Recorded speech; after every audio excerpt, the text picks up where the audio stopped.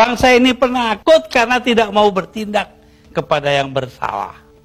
Anda dilengserkan. Apakah Anda masih tetap sampai saat ini tidak menerima dan menganggap itu tidak sah? Oh, enggak benar, enggak sah emang. Itu proyek politik dari MPR, karena itu Amin Rais tidak merasa perlu memberitahu saya. Iya, dulu Anda atau sampai sekarang bahkan Anda tetap menganggap itu sebagai pelanggaran konstitusi. Pelanggaran apa sebenarnya? Pelanggaran konstitusi karena di situ ada insubordinasi. Tapi toh kenyataannya Gus Dur digantikan oleh Megawati, kemudian sekarang kita punya presiden namanya SBY, semua berjalan normal saja. Lalu apa negatifnya bagi bangsa dengan pencopotan Anda tadi? Bukan soal bangsa, ini soal hukum. Saya dilengserkan secara politis, secara hukum belum pernah dibuktikan saya bersalah. Yang bersalah bahkan pansusnya DPR. Tapi sesudah itu apa upaya yang Anda lakukan?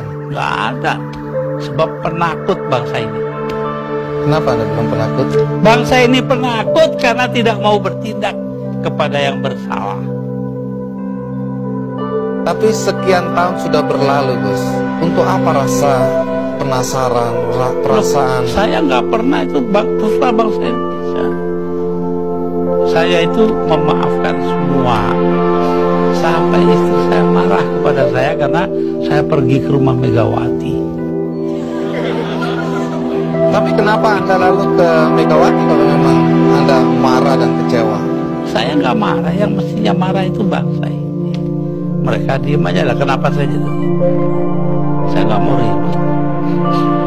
Baik, Gus Dur. Tapi disuruh memandang itu benar, nggak bisa dong. Orang kan ada batasnya, dan antara benar dan salah. Jadi yang benar dalam hal ini istri saya.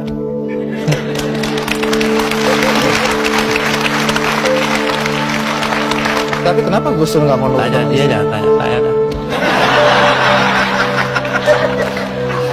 300.000 orang mas tanda tangan supaya saya jangan berhenti jadi presiden.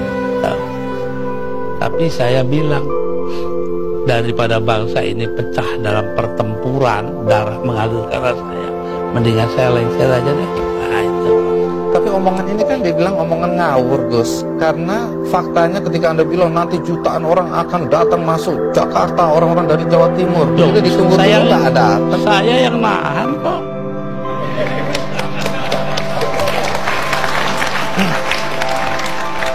Jadi kalau nggak ditahan sama Gus Dur, datang nggak beneran itu ya? Bukan begitu, artinya tetap saja kebenaran kita pertahankan, tapi sikap kita itu jangan sampai bangsa ini perang saudara. Dan itu pengorbanan Anda?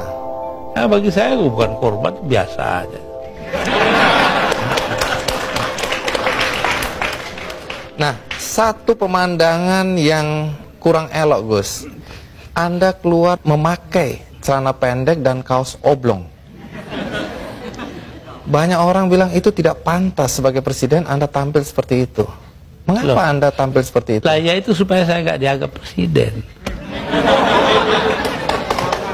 Terus manfaatnya apa dengan dianggap tidak sebagai presiden? Loh, orang dingin hatinya, nggak jadi marah. Siapa yang paling bertanggung jawab atas pencopotan Gus Dur sebagai presiden? Dalam upaya mencopot Anda, siapa orang yang paling bertanggung jawab atas pencopotan tersebut menurut Anda? 2. Siapa? Amin Rais dan Megawati. Mengapa? Hah? Tanya sana dong, gue tanya.